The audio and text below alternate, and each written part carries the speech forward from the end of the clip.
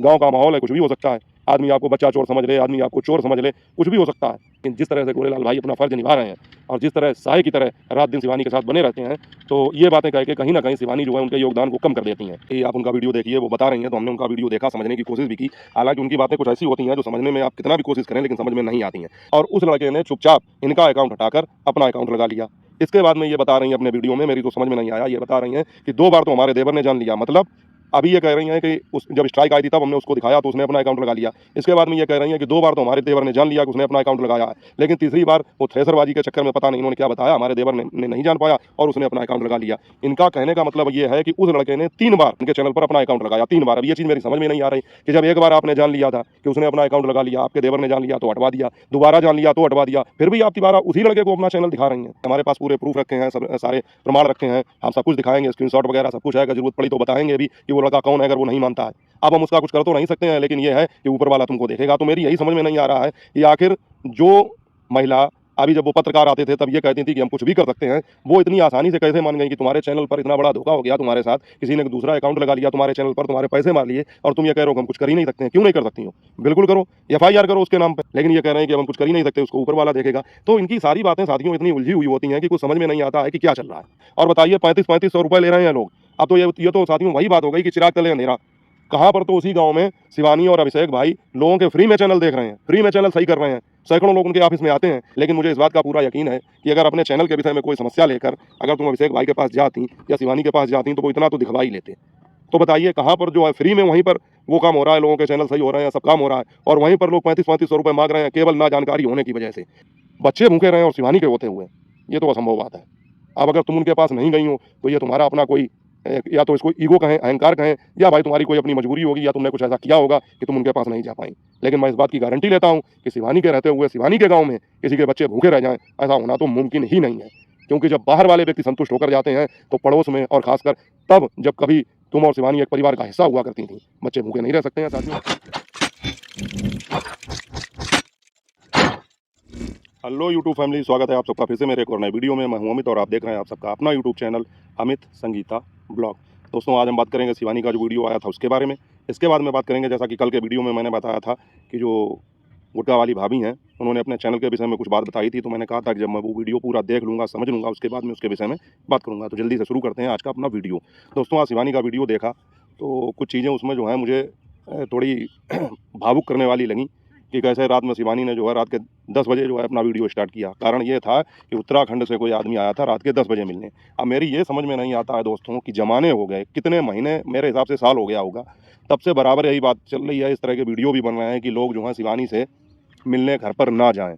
और सबसे बड़ी बात कि उन्होंने किराए पर ऑफिस ले रखा है बर्रू में, संडे के संडे वहाँ पर मिलती हैं। और अब तक तो लगभग सभी लोगों को ये बात पता चल जानी चाहिए कि वो संडे के अलावा नहीं मिलती हैं और अपने घर पर तो बिल्कुल भी नहीं मिलती हैं। लेकिन फिर भी अब भी लोग वहाँ पर घर पर मिलने जाते हैं और वो भी रात में।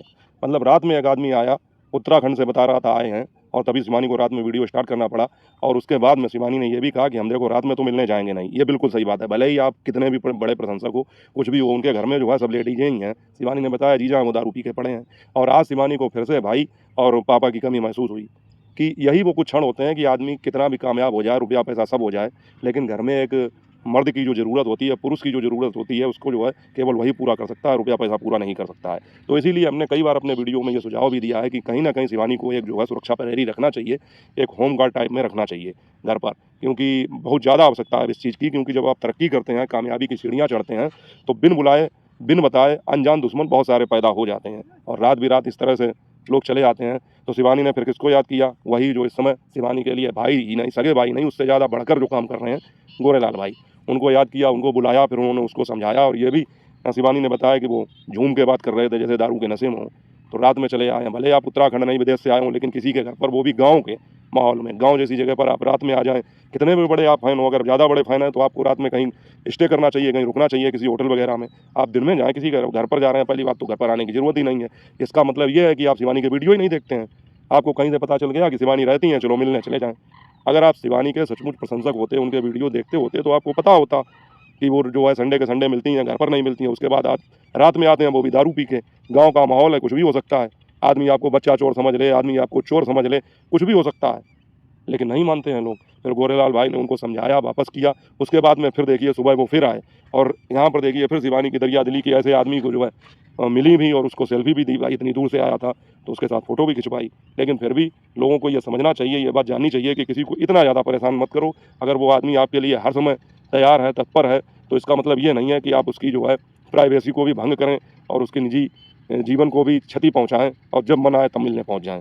तो ये चीज़ है। दूसरी एक चीज़ शिवानी ने आज फिर से ये कहा कि हमारे बाप नहीं है, भाई नहीं है। तो मुझे ऐसा लगता है और साथियों आप लोग भी कमेंट करके बताना कि ये चीज़ तो खैर कि इस कमी को पूरा कोई नहीं कर सकता है, लेकिन जिस तरह से गोरेलाल भाई अपना फ़र्ज़ निभा रहे हैं और जिस तरह साये की तरह रात दिन शिवानी के साथ बने रहते हैं, तो ये बातें कह के कहीं न कहीं शिवानी जो है उनके योगदान को कम कर देती हैं। क्योंकि शिवानी के साथ गोरेलाल भाई एक भाई नहीं, सगे भाई से बढ़कर ज़्यादा साथ दे रहे हैं। तो ये चीज़ें जो हैं बार-बार बोल के कहीं न कहीं गोरेलाल भाई के महत्व को कम कर रही हैं। तो मुझे ऐसा लगता है कि शिवानी को ये बात सोचनी चाहिए और बार-बार ये बात नहीं कहनी चाहिए, क्योंकि शिवानी के साथ गोरेलाल भाई एक सगे भाई से बढ़कर साथ में खड़े रहते हैं। तो मुझे लगता है कि गोरेलाल भाई ने शिवानी के जीवन में एक भाई की कमी को बखूबी पूरा कर दिया है। और ज़रूरी नहीं है कि रिश्ता खून का ही हो, रिश्ता जो है हमदर्दी का, अपनत्व का और सबसे ज़्यादा इंसानियत का होता है और वो गोरेलाल भाई बिल्कुल परफेक्ट तरीके से निभा रहे हैं। आप लोग क्या सोचते हैं कमेंट करके बताना। इसके बाद में साथियों हम बात करेंगे गुटखा वाली भाभी की। जैसा कि उन्होंने पिछले वीडियो में बताया था कि उनके चैनल पर किसी और ने अपना अकाउंट लगा लिया है, उस पर भी हमने बात की थी और बताया था कि अकाउंट लगाना इतनी आसान बात तो है नहीं। अकाउंट लगाने के लिए आपने या तो किसी को अपना मोबाइल दिया होगा या आपका कोई परिचित होगा, वही लगा सकता है। क्योंकि स्ट्राइक की बात ऐसी है कि कोई फर्जी स्ट्राइक भी मार देता है, कहीं कुछ कहीं कुछ। तो जो वो चलो कोई बात नहीं, वैसे मुझे तो लगता है कि ऐसा होना भी मुमकिन नहीं है, लेकिन फिर भी चलो वो बात मान ली। लेकिन अकाउंट कोई लगा ले आपके यूट्यूब चैनल पर बैंक का, तो ये चीज़ थोड़ा जो है विश्वास नहीं होता इस पर। और मैंने ये कहा भी था कि ऐसा होना मुमकिन नहीं है। तो उनका जब मेरे पास कमेंट भी आए कि आप उनका वीडियो देखिए, वो बता रही हैं, तो हमने उनका वीडियो देखा, समझने की कोशिश भी की। हालांकि उनकी बातें कुछ ऐसी होती हैं जो समझने में आप कितना भी कोशिश करें लेकिन समझ में नहीं आती हैं। अब उन्होंने कारण ये बताया है कि इनके चैनल पर स्ट्राइक आई थी, जबकि अभी तक साथियों हम लोग ये सुनते थे कि सारे हरियारी के चैनल पर स्ट्राइक आई है, लेकिन गुटखा वाली भाभी के चैनल पर स्ट्राइक नहीं आई है अभी तक। और इसके लिए इन्होंने भी अपने वीडियो में एक बार ये कहा था कि हाँ, मेरे चैनल पर स्ट्राइक क्यों आएगी, हम कोई ऐसा काम ही नहीं करते हैं, हम केवल अपना ही दिखाते हैं, तो हमारे चैनल पर स्ट्राइक नहीं आएगी। तो अब ये कह रही हैं कि इनके चैनल पर एक बार 3 स्ट्राइक आते-आते बची, मतलब 2 तो आ ही गई थी, अगर तीसरी आती तो इनका अकाउंट चला जाता। इनका कहना ये है। और इसी सिलसिले में इन्होंने अपना चैनल किसी को दिखाया था। अब वो कौन है? वो ये कह रही हैं कि हमारा देवर जो हमारा चैनल देखता था, वो नहीं है। मतलब हमारे देवर ने अपना अकाउंट नहीं लगाया है और वो अकाउंट किसी दूसरे ने लगाया है और उसको बिधूना अभी ये गई थी, जब इन्होंने बताया था हम किसी काम से बिधूना आए, तो ये उसी से मिलने गई थी। तो इसका मतलब जिस लड़के के ऊपर ये आरोप लगा रही हैं, वो व्यक्ति बिधूना का रहने वाला है। अब इनका कहना ये है कि उस समय उस लड़के को हमने जो है अपना चैनल दिखाया था स्ट्राइक के विषय में और उसने ये कहा था कि 3500 रुपये लगेंगे आपसे और हम आपका चैनल सही कर देंगे। तब इन्होंने कहा था कि ठीक है, हम आपको 3500 रुपये देंगे और आप हमारा चैनल सही कर दीजिए। तब इन्होंने 500 रुपये इनके पास में थे, इन्होंने बताया, तो उसको दे दिए थे। उसके बाद में ये कहा कि अभी हमारे पास इतने ही पैसे हैं, जब मेरी सैलरी आएगी तब आपको पैसे दे देंगे। जब इनकी दूसरी सैलरी आई तब इन्होंने इनकी सैलरी आई, दूसरी नहीं, इनकी पहली सैलरी आई थी, तब इन्होंने 1000 रुपये उसको दे दिए थे। उसके बाद में इन्होंने कहा था कि जब हमारी दूसरी सैलरी आएगी तो आपके बचे हुए 2000 रुपये जो आपके बचे हुए हैं, वो हम आपको 2 नहीं 3000 रुपये देंगे। उस लड़के से इन्होंने ऐसा कहा और उस लड़के ने चुपचाप इनका अकाउंट हटाकर अपना अकाउंट लगा लिया। इसके बाद में ये बता रही हैं अपने वीडियो में, मेरी तो समझ में नहीं आया, ये बता रही हैं कि 2 बार तो हमारे देवर ने जान लिया। मतलब अभी ये कह रही हैं कि उस जब स्ट्राइक आई थी तब हमने उसको दिखाया तो उसने अपना अकाउंट लगा लिया। इसके बाद में ये कह रही हैं कि 2 बार तो हमारे देवर ने जान लिया कि उसने अपना अकाउंट लगाया है, लेकिन तीसरी बार वो थ्रेसरबाजी के चक्कर में पता नहीं इन्होंने क्या बताया, हमारे देवर ने नहीं जान पाया और उसने अपना अकाउंट लगा लिया। इनका कहने का मतलब ये है कि उस लड़के ने 3 बार अपना अकाउंट लगाया, इनके चैनल पर अपना अकाउंट लगाया 3 बार। अब ये चीज़ मेरी समझ में नहीं आ रही कि जब एक बार आपने जान लिया था कि उसने अपना अकाउंट लगा लिया, आपके देवर ने जान लिया तो हटवा दिया, दोबारा जान लिया तो हटवा दिया, फिर भी आप दोबारा उसी लड़के को अपना चैनल दिखा रही हैं। फिर ये कह रही हैं कि हमारे फेसबुक पेज जो था उसको मोनेटाइज करने के लिए उसने कहा कि हम कर देंगे, तब उसने अपना फिर अकाउंट लगा लिया। तो मेरी समझ में ही नहीं आया साथियों कि कितनी बार आखिर इनके चैनल पर अपना अकाउंट उस लड़के ने लगाया और कितनी बार इनकी पेमेंट जो है आने को थी, आई थी, क्या थी। और आज का इनका जो वीडियो आया है जिसमें हरियारी के सभी चैनल जो मैनेज कर रही हैं वो इनके घर गई थी मिलने के लिए, उनको ये बता रही थी कि 20,800 रुपये कुछ ऐसे थे, वो उसमें फंसे हैं और उसने लगा लिए हैं। तो और उसने फिर इनसे ये कहा उस लड़के ने कि जब इन्होंने कहा कि ये तुमने अकाउंट लगाया, तब उसने कहा कि हमने अपना हक लिया। तो हक लेने के लिए किसी के चैनल पर अपना अकाउंट लगा दोगे, ये तो फ्रॉड हो गया।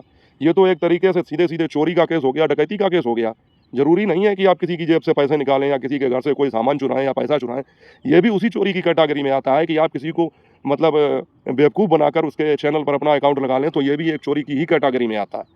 तो इनके चैनल पर उसने अपना अकाउंट लगा लिया और ये कहा कि हम तो अपना हक लेंगे, तिहाई पैसा हमको चाहिए। तो अगर तिहाई पैसा ही चाहिए था तो आप 20,000 में से तिहाई पैसा काट के इनका पैसा वापस कर देते। लेकिन इनका कहना यह है कि उसने इनको एक भी पैसा नहीं दिया, पूरा पैसा ही हजम कर लिया और कहा कि हमने अपना हक लिया है। और ये कह रही हैं कि उसने ना मेरे चैनल पर कोई काम किया ना कुछ किया, बस उसने ये कहा था कि हम तुम्हारा चैनल सही कर देंगे और उसके बदले में हमको 3500 रुपये चाहिए, जिसके एवज में ये 1500 रुपये उसको दे भी चुकी हैं। 2000 रुपये शेष देने को थे, लेकिन उसने इनके साथ फ्रॉड करके इनका पूरा पैसा हड़प कर लिया या मार लिया। और उसके बाद में इनका कहना ये भी है कि ये जो चैनल उसने सही करने की बात कही थी, तो अब ये इसके विषय में कोई कार्रवाई भी नहीं करेंगी। इनका कहना यह है कि हमारे पास पूरे प्रूफ रखे हैं, सब सारे प्रमाण रखे हैं, हम सब कुछ दिखाएंगे, स्क्रीनशॉट वगैरह सब कुछ है, अगर ज़रूरत पड़ी तो बताएंगे भी कि वो लड़का कौन है, अगर वो नहीं मानता है।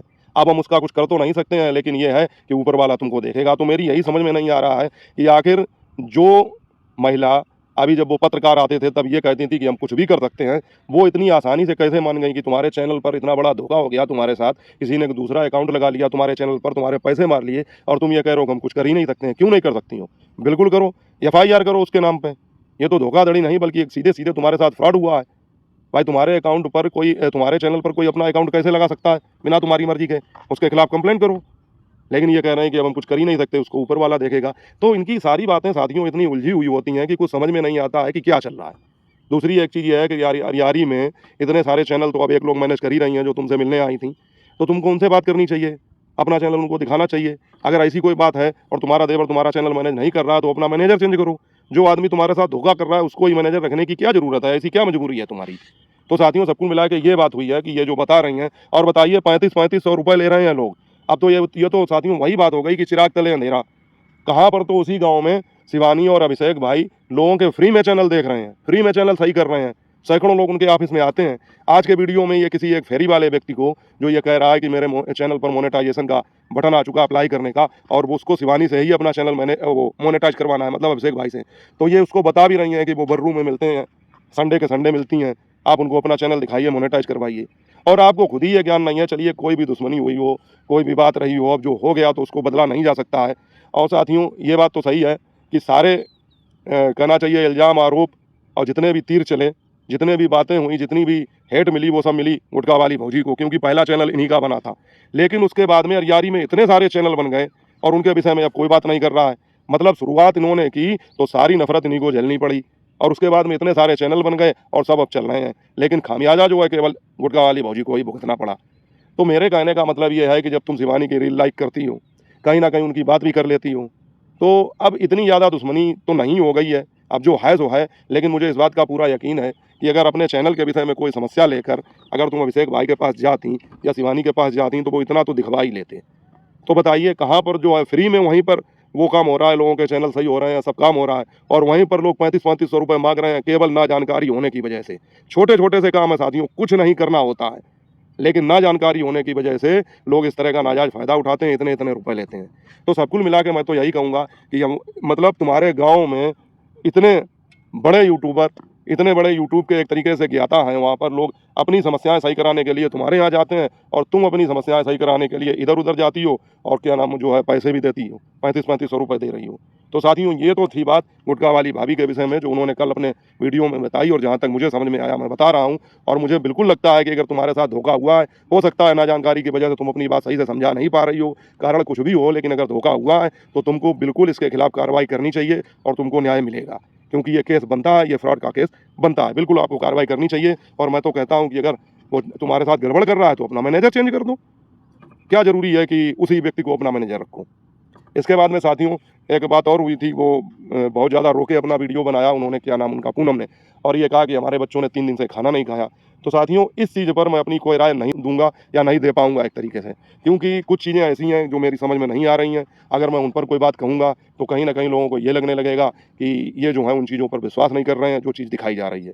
लेकिन फिर भी साथियों मुझे लगता है, थोड़ा सा मैं हिंट दूंगा, कि उस गाँव में जहाँ पर शिवानी जैसे लोग रहते हैं और तुम्हारी उनसे कोई भी शत्रुता नहीं है, क्योंकि जो भी बातचीत हुई है वो किसी और के साथ हुई है, ना तुमने अपने लिए कभी अपने वीडियो में उनके लिए कभी कुछ गलत बोला और ना उन्होंने तुम्हारे लिए कभी कुछ ऐसी कोई भावना रखी। तो तुम्हारे बच्चे 3 दिन से भूखे हैं, तो समझ में नहीं आ रहा है मदद। गांव में तो अब भी, शहरों की तो बात छोड़िए, वहाँ पर तो नहीं कर सकते हैं, क्योंकि वहाँ पर पड़ोसी को नहीं जानता, सालों गुजर जाते हैं, लोग नहीं जानते हैं कि हमारी इस दीवार के उस पार कौन रहता है। लेकिन गांव में तो लोग एक दूसरे के घर तक की सारी चीज़ें जानते हैं, एक दूसरे की मदद करते हैं। तो उस जगह पर 3-3 दिन तक मतलब ये चीज़ें कहना कि हमारे बच्चे भूखे रहे और ऐसा हुआ, तो थोड़ा विश्वास करना मुश्किल होता है। तो कहीं न कहीं मुझे ऐसा लगता है कि ऐसा तो नहीं है कि भाई ये सब कंटेंट के लिए किया जा रहा हो, क्योंकि बच्चे भूखे रहें और शिवानी के होते हुए, ये तो असंभव बात है। अब अगर तुम उनके पास नहीं गई हो, तो ये तुम्हारा अपना कोई या तो इसको ईगो कहें, अहंकार कहें, या भाई तुम्हारी कोई अपनी मजबूरी होगी, या तुमने कुछ ऐसा किया होगा कि तुम उनके पास नहीं जा पाईं। लेकिन मैं इस बात की गारंटी लेता हूँ कि शिवानी के रहते हुए शिवानी के गाँव में किसी के बच्चे भूखे रह जाएँ, ऐसा होना तो मुमकिन ही नहीं है। क्योंकि जब बाहर वाले व्यक्ति संतुष्ट होकर जाते हैं, तो पड़ोस में और ख़ासकर तब जब कभी तुम और शिवानी एक परिवार का हिस्सा हुआ करती थीं। बच्चे भूखे नहीं रह सकते हैं साथियों। इस विषय में मैं इससे ज़्यादा और कुछ नहीं कहूँगा। बाकी आप लोगों को जैसा लगे आप लोग कमेंट करके बता सकते हैं। तो ये था आज का वीडियो, अगर अच्छा लगा हो तो लाइक कर देना, चैनल को सब्सक्राइब कर देना। मिलूँगा आपसे अगले वीडियो में अगले मुद्दे के साथ। तब तक अपना और अपनों का ख्याल रखें। जय हिंद, वंदे मातरम।